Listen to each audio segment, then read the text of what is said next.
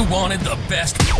You've got the best podcast. The hottest podcast in the world.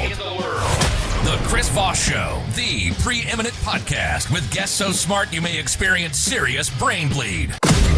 Get ready. Strap yourself in. Keep your hands, arms, and legs inside the vehicle at all times, because you're about to go on a monster education roller coaster with your brain. Now, here's your host, Chris Voss. Hi, folks. Chris Voss here from thechrisvossshow.com, thechrisvossshow.com. Hey, we're coming here with another great podcast. We certainly appreciate you guys tuning in. Be sure to refer the show to your friends, neighbors, relatives. Hey, have you reached out to someone and said, have you found the light? Has the light come to you? The light being the Chris Voss Show podcast. Have you subscribed and become part of the light? I don't know what that means. It sounds like a cult. No, but just subscribe to the podcast anyway. It's fun. There's lots of fun stuff to go, and there's no Kool-Aid. So anyway, you can go to youtube.com/Chris Voss. Hit the bell notification. Follow all the great authors and interviews that we do on the Chris Voss Show, and great reviews of products as well, too. Go to goodreads.com/Chris Voss. You can see everything we're reading and reviewing over there. You can go to all of our groups on Facebook, Instagram, Twitter, LinkedIn. It's just the Chris Voss Show is everywhere, and so am I. So just search for us there. Today, we have an amazing author. Every day, just amazing authors come to us. We're just always so honored and so blown away, and we learn so much. My mind has grown at least 5 inches in the last year or so that we expanded the podcast to include all authors, including romance ones. But today we have a history author on, and we're going to learn a lot. He's written a lot of books. David Potter is on the show today with us. He has written the new book that just came out, hot off the presses, July 1st, 2021. The book is Disruption: Why Things Change. And I think this is going to be a pretty good, insightful thing. And we're going to find out what man's history did and what it tells us about probably today's workings or our future. David Potter is the Francis W. Kelsey Collegiate Professor of Greek and Roman History, and Arthur F. Furnow, Professor at the University of Michigan. His previous books include The Origin of Empire, Rome, From the Republic to Hadrian, Constantine the Emperor, The Victor's Crown, A History of Ancient Sport from Homer to Byzantium, and Theodora, Actress, Empress, Saint. Welcome to the show, David. How you doing? Very good. Thank you very much for having me, Chris. It's an honor to have you, and congratulations on the new book. I'm going to go practice after the show how to say Byzantium. I'm not even sure. So give us your plugs so people can look you up on the interwebs. Sorry. Give us your plugs, your .coms, wherever people you want to have them look you up on the internet and order your book. Okay. I think, sorry, but I get my head started around. You can find me through the Department of Classical Studies at the University of Michigan. And if you're looking for a copy of the book, you can find me through the Department of Classical Studies at the University of Michigan. And if you're looking for a copy of Disruption, please go to your local bookstore, order it there, or you can order it through the Oxford University Press. Yes. So it should be readily available anywhere. There you go. So what motivated you to want to write this book? You've written other books before. What motivated you to cover this one?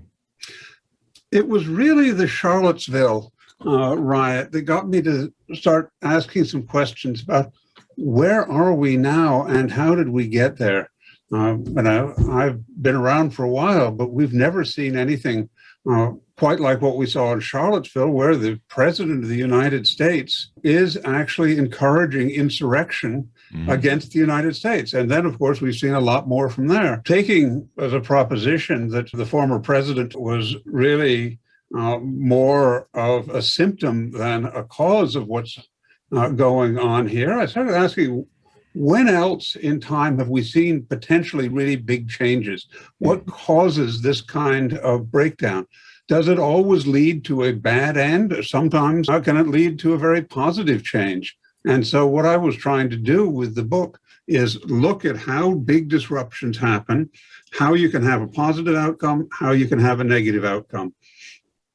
And so what is the points of history that you cover in the book that you talk about? Give us an overview. The disruptions that we're looking at, first of all, is the rise of Christianity, which is really an extraordinary thing when you come to think about it. This was a fringe movement in the Roman Empire, and all of a sudden, because of the decision of one Roman emperor, Christianity becomes a driving intellectual force in the Western world. So that's a really huge disruption there. The second one is the rise of Islam.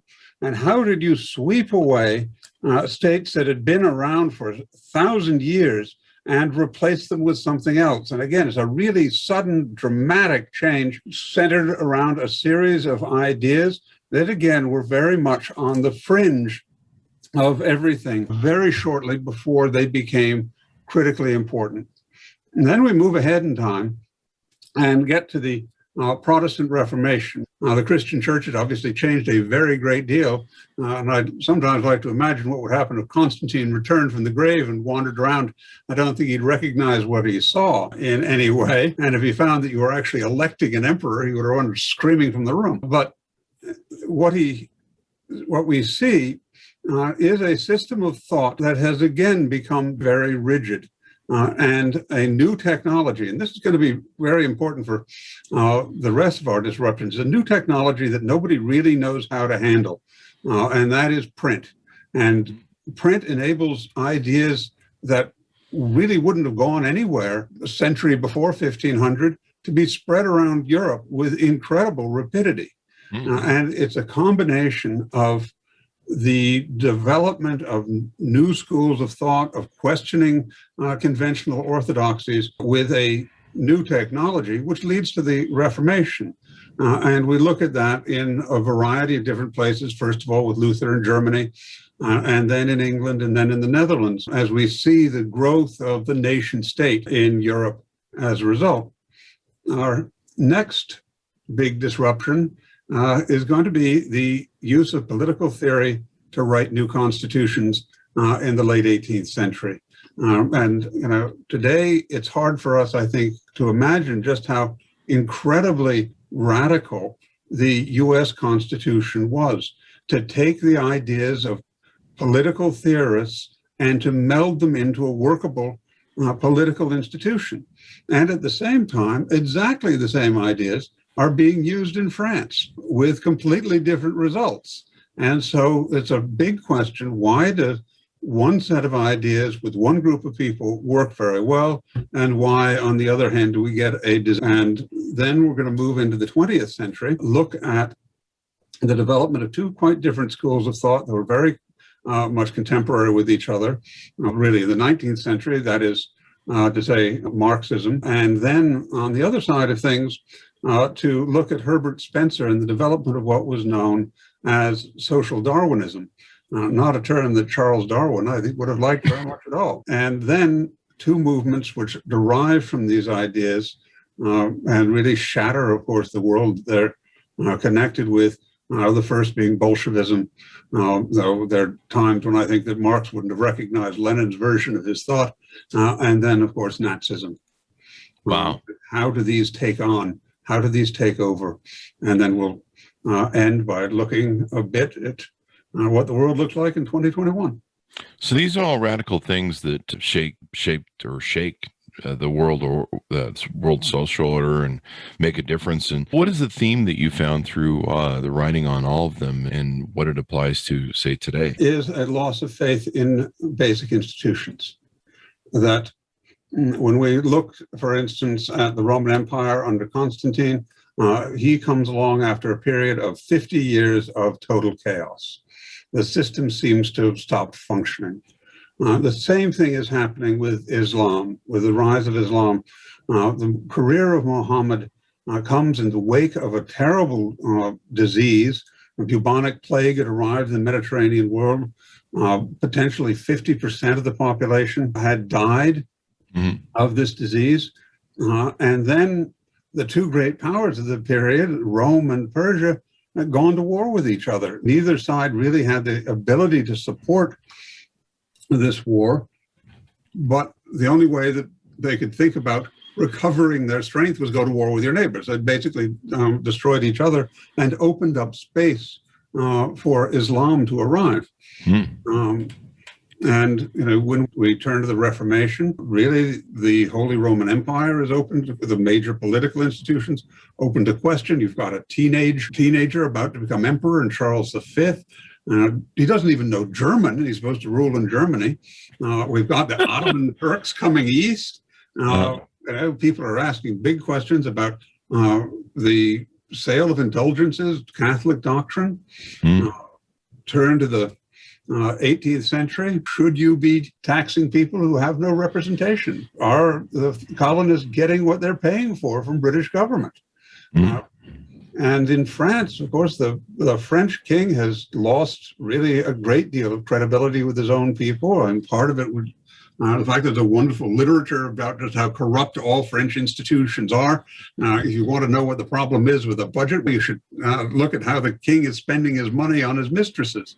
There's a total loss of faith in these institutions, which is further undermined as the sort of revolutionary process begins.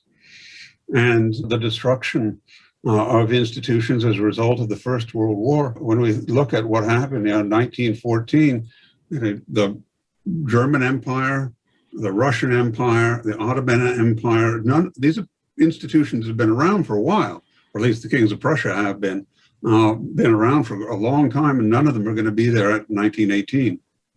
And so the space, again, that's opened up in Russia for the Bolsheviks. And you got to realize just how weird this is. Lenin didn't even live in Russia for 10 years before the revolution.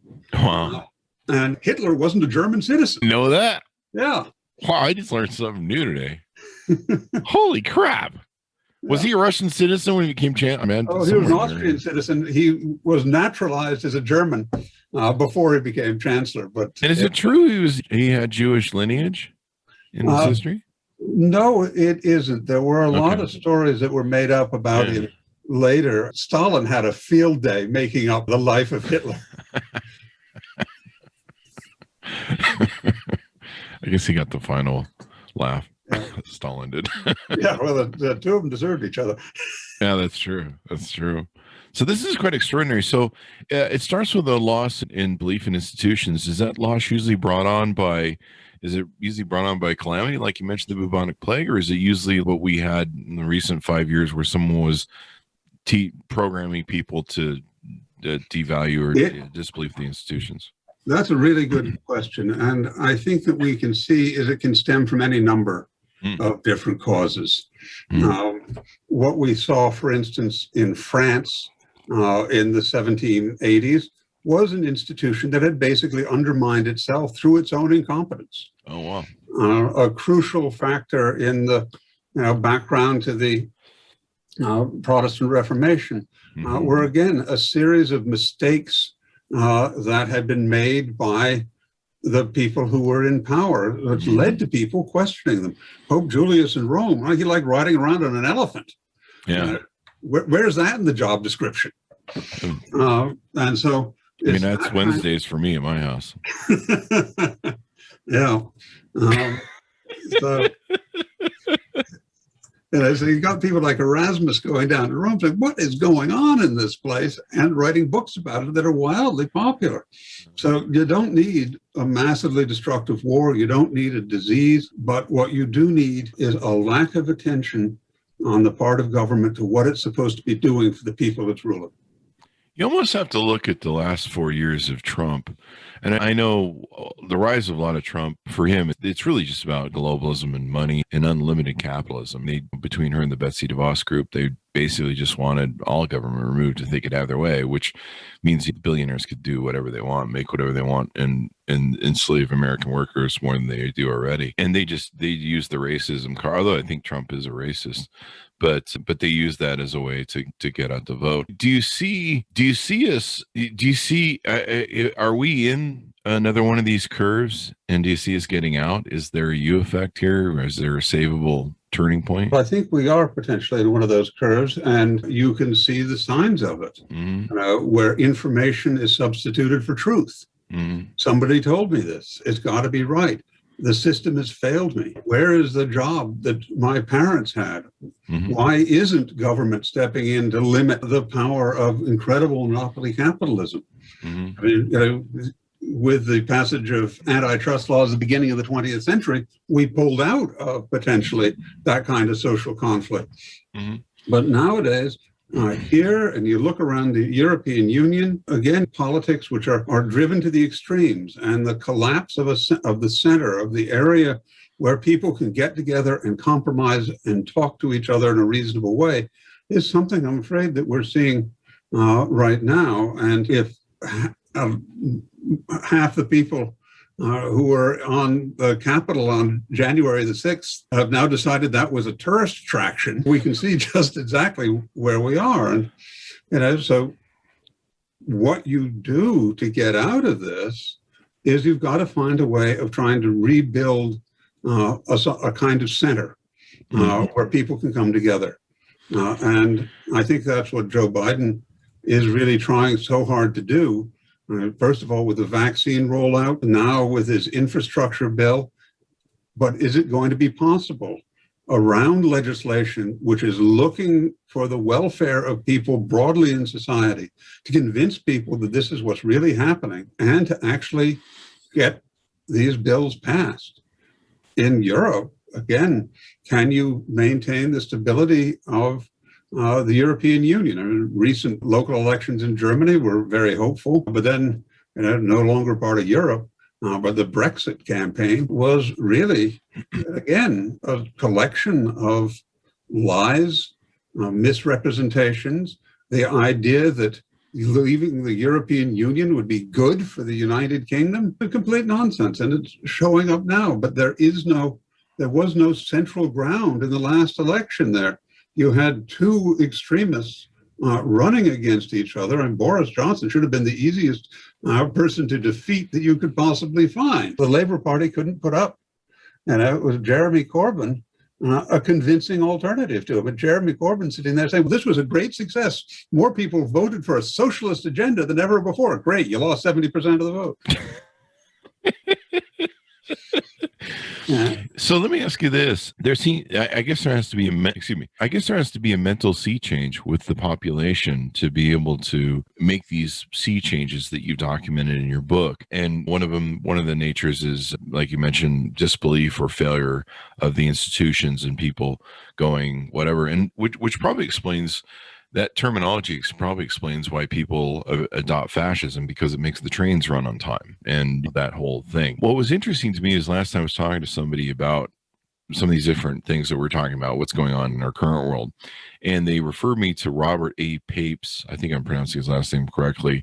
He did a couple articles on how doing a study of the Capitol rioters on January 6th aren't like other extremists, but he did compare them to Islamic people and other people that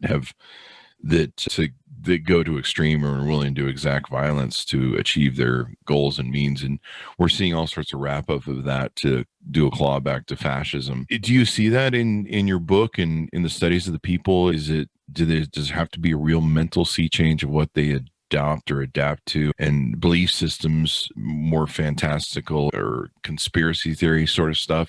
Is that one of the things that were part of the aspects of big change you saw in your book? That's usually an aspect of a big change that goes really wrong.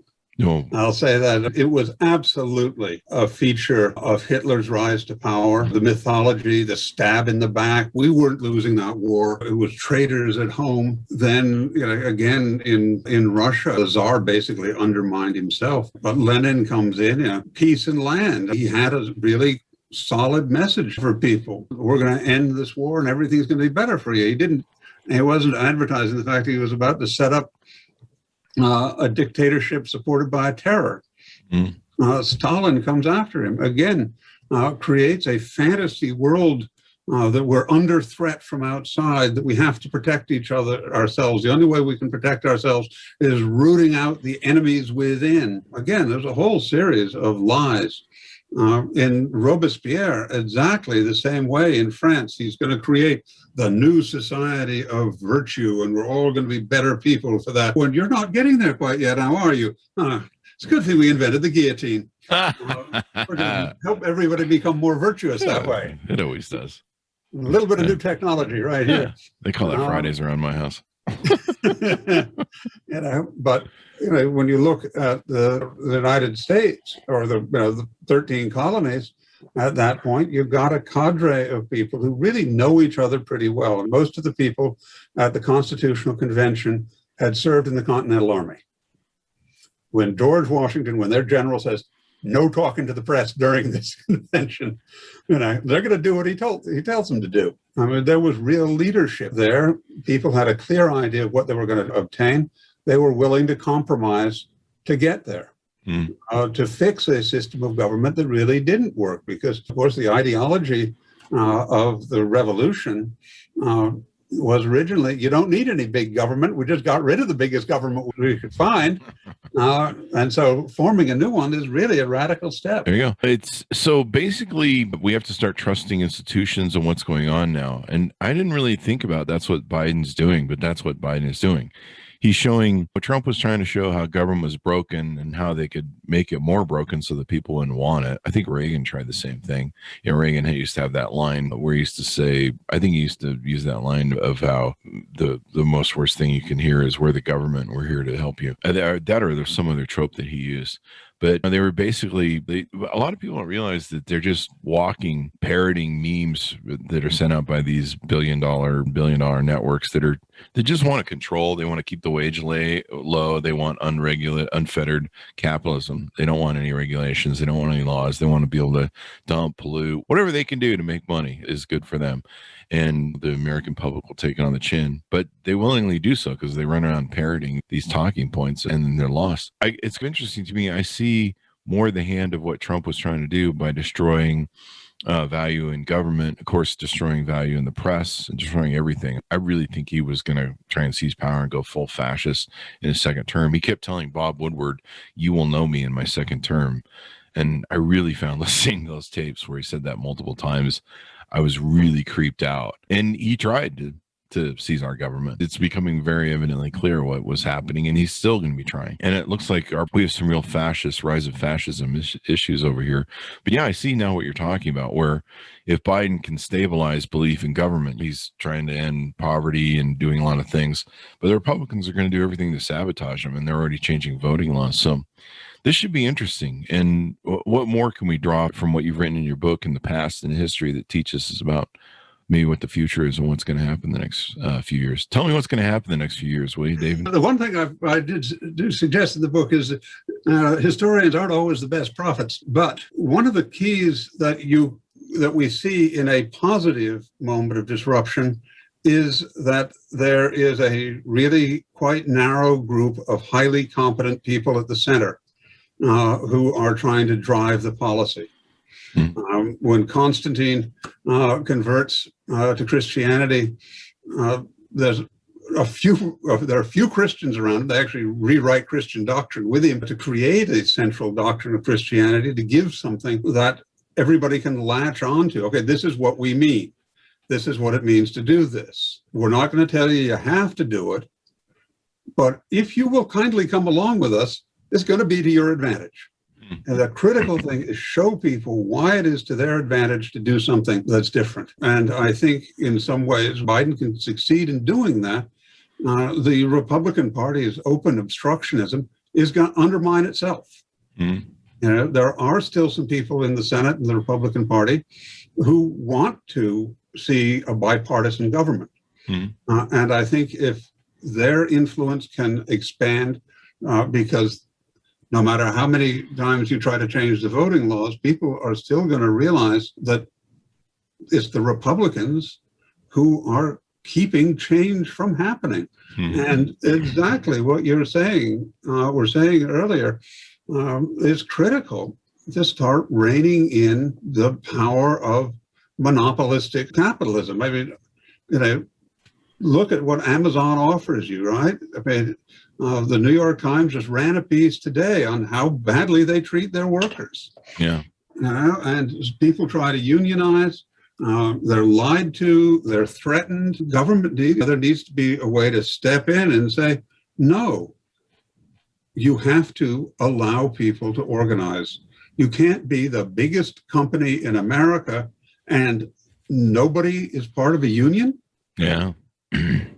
Part of it is the blame too with the people. They're just dumb enough not to unionize. When Georgia was supposed to unionize recently, they failed to do it. They failed to get enough votes. And so people do this themselves too. They do it to themselves, but I think they're also scared. Yeah. Amazon said, "Oh, we'll pay you $15 an hour." Think about that.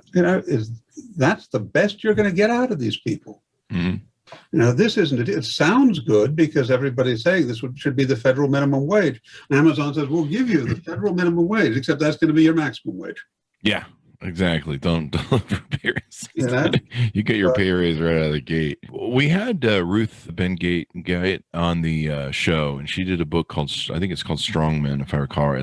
I recommended it a million times. And she traces the rise of fascist leaders, Duterte, Pinochet, all the right-wing rise of leaders that basically were a white male hierarchy clawback of power from usually times of government where there's a rise of women, power for disabled people, and power for LGBTQ. And Trump was a real sort of clawback to take back power, and a lot of the panic and fear and racism that comes from the white nationalists, the GOP, that's pretty much what it is now. It's Trump's party. A lot of that is the clawback for power from the male white hierarchy. So is that what you saw in most of these disruptions, or do you track most of the disruptions as how they disrupted society through different technologies? I usually see it as, really since 16th century, first of all, as being able to control the communication, as being able to control the narrative. Now, in a sense, that is what you're saying about Trump. This is the narrative that he is going to provide us with.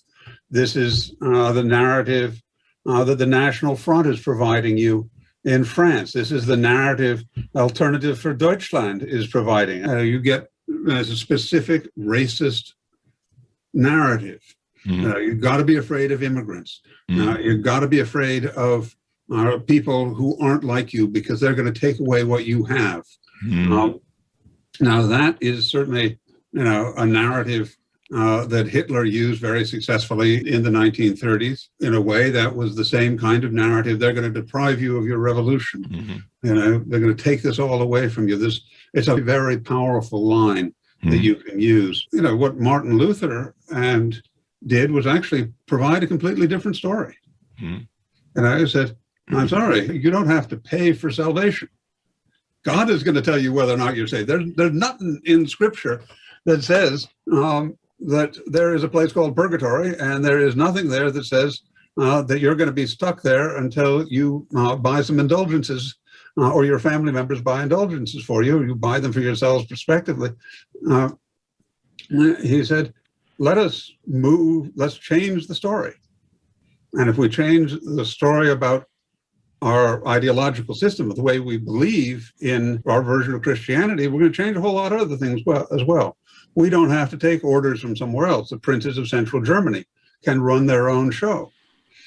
King of England, you can run your own show. It really was Elizabeth I who really shaped the Church of England as a way of government reaching out to its people on a daily basis. The same thing we could see in the Netherlands. The ability to control the story is the crucial thing. And while Trump is telling his story, you've got to look and see whether or not Biden can tell a story that's be a lot stronger. Well, it's going to be an interesting road. Anything we haven't touched on in your book yet that you want to cover before we go out? I think we've got on to pretty much what the book is about. Yeah. Without giving away the ending, of course. Well, the ending is still there to be written. The only way you're going to find that out is go get a coffee. This is a quote from me. I always say the one thing man can learn from his history is that man never learns from his history. Thereby, we just keep going around and around and around.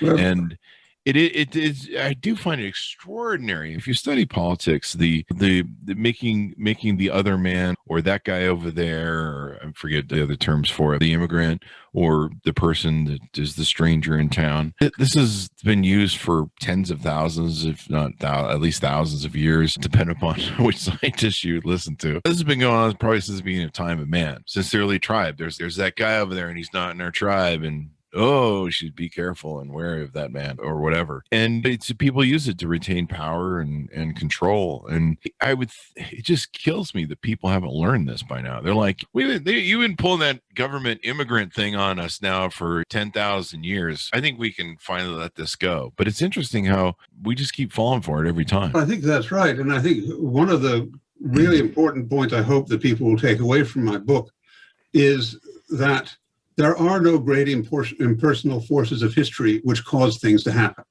Mm. Things happen because we make specific choices and we do specific things. It's a great way of escaping blame. Say, oh, we can't really, handle this massive economic dislocation. Who's responsible for the economic dislocation? Mm. What choices did you make? Mm.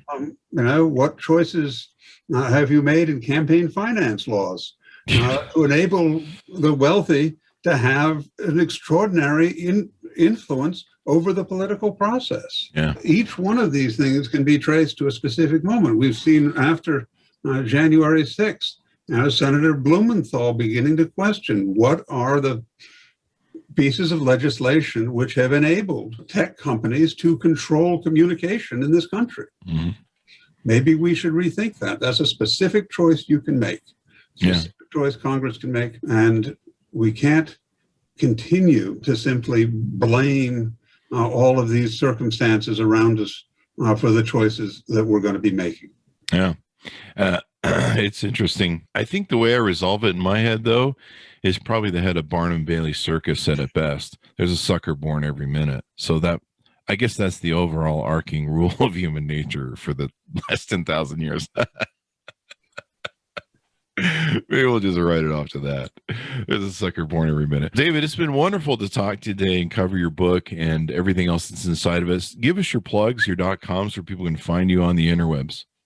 Yes, I can be found through the Department of Classical Studies at the University of Michigan, and Disruption can be purchased through the Oxford University Press or any local bookstore.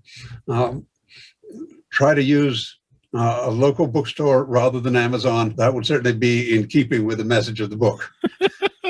There you go. Disrupt the disruptors. So thank you very much for being on the show with us, Dave. We certainly appreciate you being here. I appreciate it very much. Thank you very much for having me.